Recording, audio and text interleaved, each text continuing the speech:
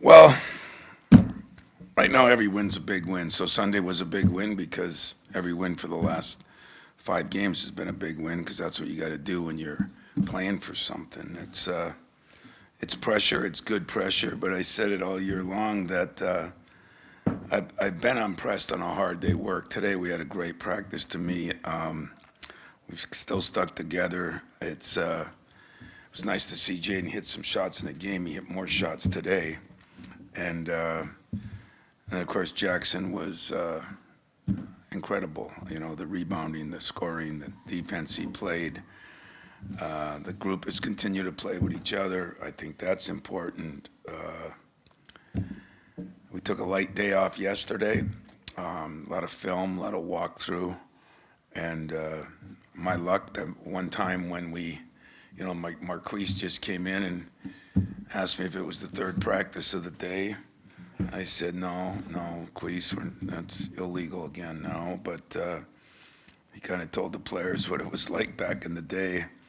But we've been focusing everything on Iowa, as you can imagine. And in Iowa, listen, they've had some ups and downs. They've had a couple of injuries. Their starting center was out for a couple games, came back, then went back out. That was quite a few games ago, but they lost some games in that stretch. They lead the league in scoring offense, are hitting 10 threes a game. Prolific scorer in Sanford. I mean, he's got his brother too, but him and Nix are unbelievable shooters. And so that is going to be a big concern for us. Obviously, Freeman's been out for a while, so they're used to playing without him. They do it by committee like we do with our centers. But Dix and Sanford are guys that can light it up in no time. I saw him take a 12-point lead or a deficit and turn it into a lead in about 4 minutes. So they're lethal in that respect. It's senior night. They got some good seniors that have been there. Michigan State comes in. We understand it's a big game. We understand that there's pressure on them, pressure on us. That's the nature of the beast. So we're excited and ready to go. Questions?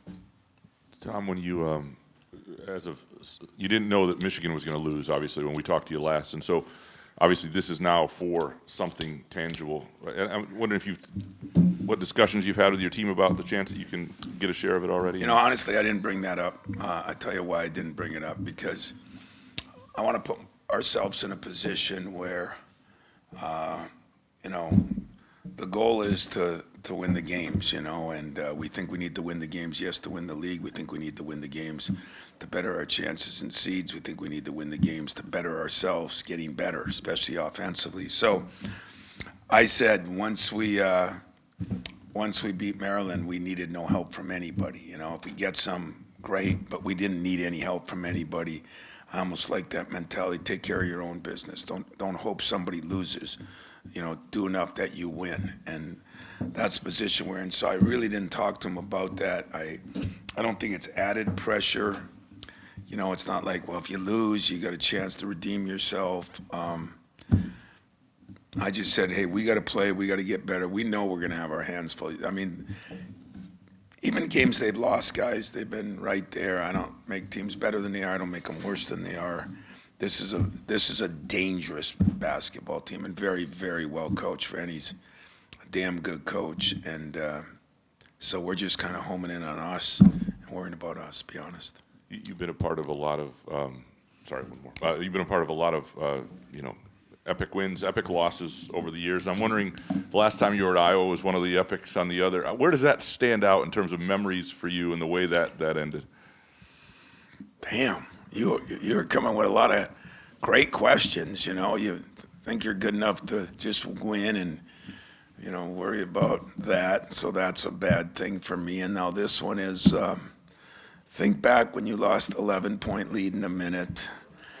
I've already not slept for a year and a half. I just started sleeping over that one like back in November. So, I mean, what's sad is most of our guys weren't even involved in it. There's a couple.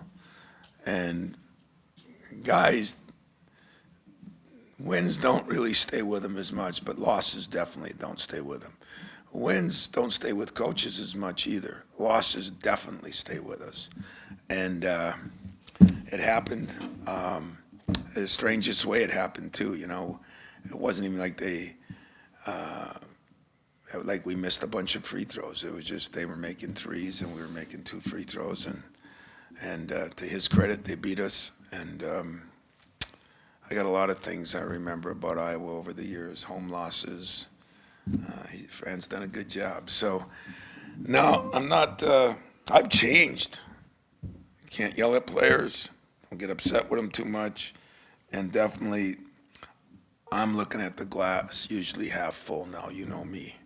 And so the glass is half full. If we get 11-point lead, I think we have a good chance to win it this time from the experience I had from the other time. 11-point lead with a minute left. Let me reframe that. Obviously, the finishes have been strong lately, but the first halves could be better. How much of an emphasis has that been with your guys, especially as you're going to be seeing some much better teams?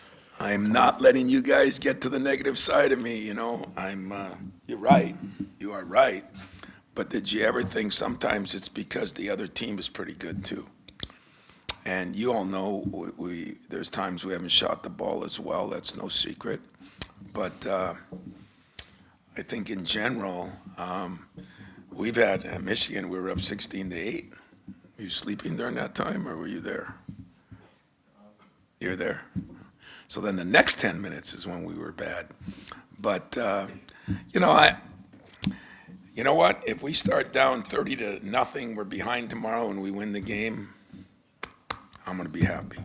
And that's kind of the way it is, But I don't think our starts have always been as bad. I just think there's other good teams, and good teams are tough to play against too, and especially when you're on the road like we've been for a couple of them.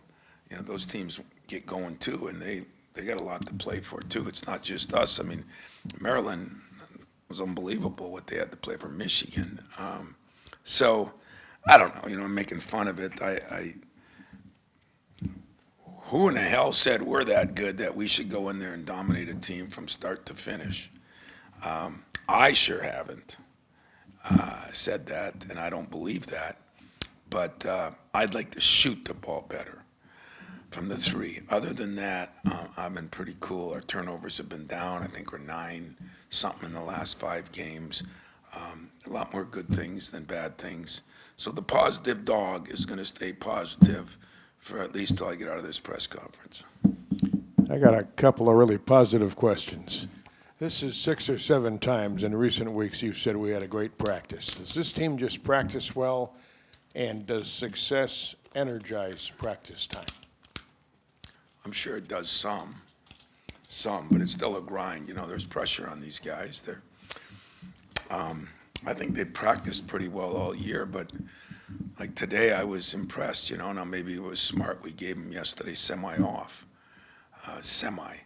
And the 1 week, like Queese said, Queese walks in and, how many practices today, coach? Just during break, there's no rules, I said, shut up, Queese. I almost threw him out of practice. But trying to be the positive dog. I'm trying to use my intelligence a little bit more and not beat the hell out of my guys. But in all honesty, we got a lot of stuff done yesterday. We really did. And yet I think we saved their bodies. But at this time of year, it's not always your body, it's your mind. The mental fatigue of a season is probably tougher than the physical. Here's an easy one. John Howe's been hanging around a couple days. He was at your game Sunday. He was there today. What's that like to have, in a bigger-than-life moment, him around and smiling and enjoying himself like he seems to? Yeah, John's been here quite a bit. He calls Mex and comes over, and John's an inspiration to me. You talk about the positive dog. I don't know what I'd say if I was John, but it probably wouldn't be when I say, how you doing, John? I'm doing great, coach. Probably wouldn't be what I would say. And so he's an inspiration to me. He's a incredible kid, and I appreciate him around practice. I appreciate him around games. He's welcome any time he wants to come, as long as I'm here.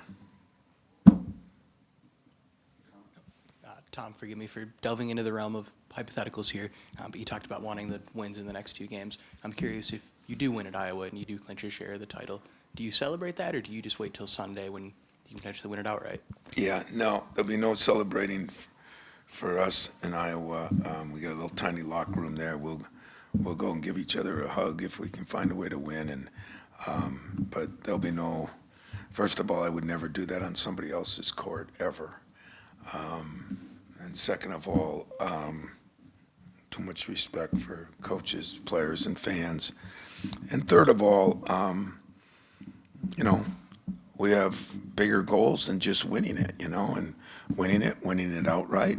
You know, there's other goals that we have, playing better all the time so we get more prepared for the tournaments that are coming up when it's one bad day, one bad half, and now you're out. And so, no, you guys, there'll be no celebrating. That's not a negative. That's just the way I believe it should be. And I've never been a fan. I've seen it once or twice where people cut down the nets and things, and I would never do that. I'm wondering about the complexities of this, the emotions involved in going to Iowa. One, obviously, they're fighting for their lives and getting to the tournament, but two, there's also been a lot of rumors about Fran and whether or not this may be the end for him. I guess I'm wondering how you kind of walk into a situation where the emotions might elevate another team's play. Well, I think every time we go somewhere, whether we like it or not, whether I like it or not, the brand we've created for us has been pretty special, as evident by not being picked as high and yet being critical TV games and having your last 2 games on major networks. And so I think anytime we go somewhere, people want to take their shot at Michigan State because we've taken our shot at them a lot, you know, and won a lot of games. And so I think that's number one. Number two, senior night is always special.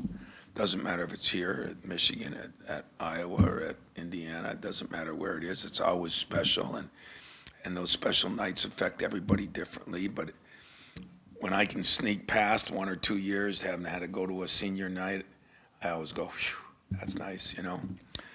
But number 3, as far as my friend,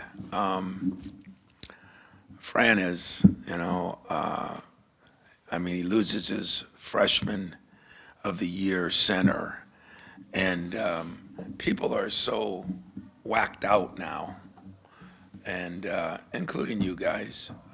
Everybody thinks that people are paying players, so you should. But what they forget is I was not just paying players, or Michigan State isn't, or Michigan isn't, or Indiana isn't. Everybody is.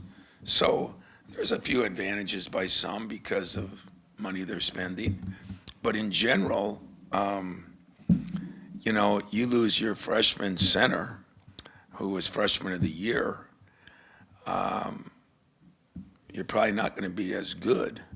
And now it's taken them a while, and I think they're getting better again because, you know, they've played some good teams right to the wire. They've still won 6 or 7 games, whatever. And I would be saddened if Fran, I ain't worried about him getting forced out, I don't think. If he is, shame on them. But I'd be sad if he decided that enough's enough, like a lot of coaches are doing, because he's one of the good guys. You know, his wife, I love her. His kids, you know, went through, Patrick went through so much.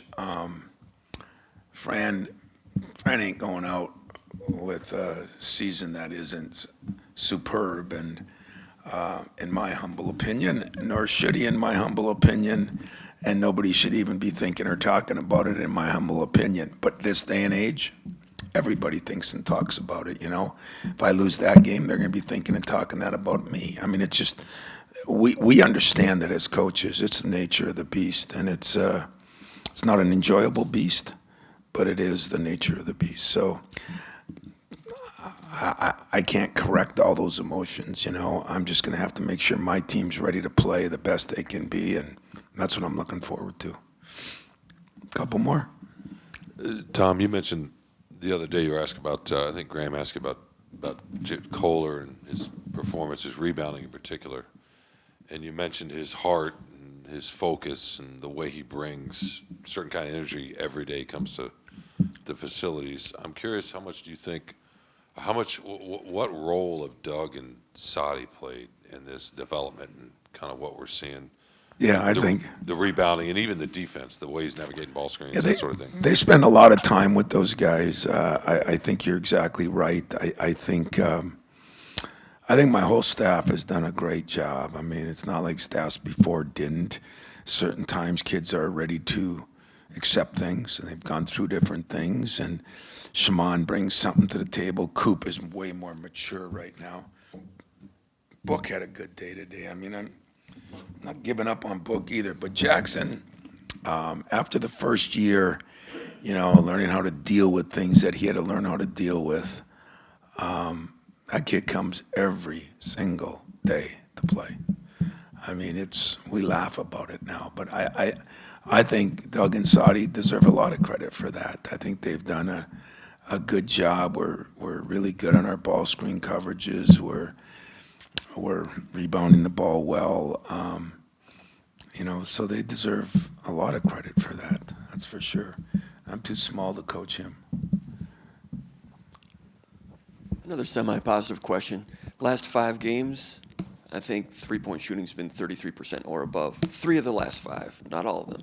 It's kind of that turn that you thought might be coming along when you mentioned last week or so. Your thoughts on that? I really do, guys. I mean, listen, Jaden has learned how to put pressure on himself and handle it.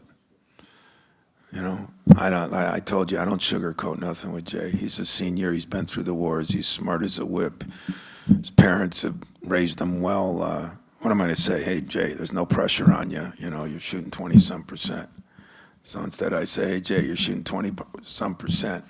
But look at this, Jason, or Jaden. 3 years you shot 38% total.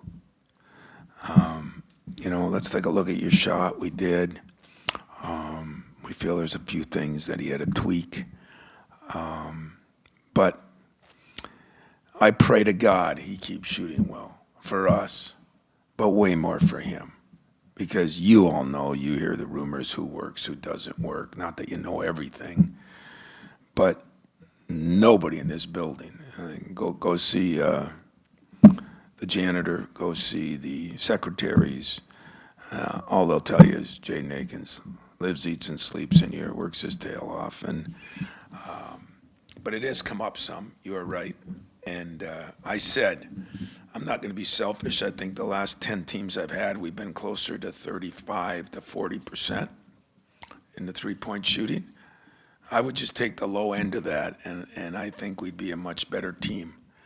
And if that's pressure, live with it. That's where you are. But he's fine. He's fine. And we got some other guys that got to shoot it well, too. And I think they will. Hey, Tom, you made it clear after the Wisconsin game, you kind of touched on a second ago, that there's still growth to have. You're not there. But I'm curious to know, about 30 days out, April 7th is that last game you want to win. Does, like a boxer, do you look at peaking? When is the team peaking? Is there such thing in this kind of space with the... I don't look at that. It's a good question. I don't look at peaking only because what can I do about it? I mean, Cassius's team was peaking at the right point, but because we had some problems early, he had problems. We were getting better. Remember now, we lost 3 out of 4. We know what it's like to lose, and I thought 1.5 of those games we played atrocious. I thought one of them I coached atrocious. So we've been grinding in this. That's what you're supposed to do at the end of the year. And if you're playing for any kind of championship, if you put yourself in that position, and I know Robin's up next, and I'd say this in front of her, I'd say this, I mean, that's our goal as coaches, is to each year be in the hunt in those last 2 weeks. Well, there's going to be pressure on that if you're in the hunt. And some years you win it, and some years you don't. But I don't look at peaking. I know this. If you think we peaked because we won 5 in a row, offensively, we're down here as far as I'm concerned, you know, and that's not total offense. We're in the middle of the pack, but I just think we have such a ceiling to get to yet. But defense does win championships, and you still got to be able to defend and rebound, and our turnovers are getting better. That's an offensive stat. Our fast break has gotten better the last couple games. We had a lull in that. We're nowhere near peaking. I do think we have a ceiling to improve to. It's whether we improve to it that'll determine.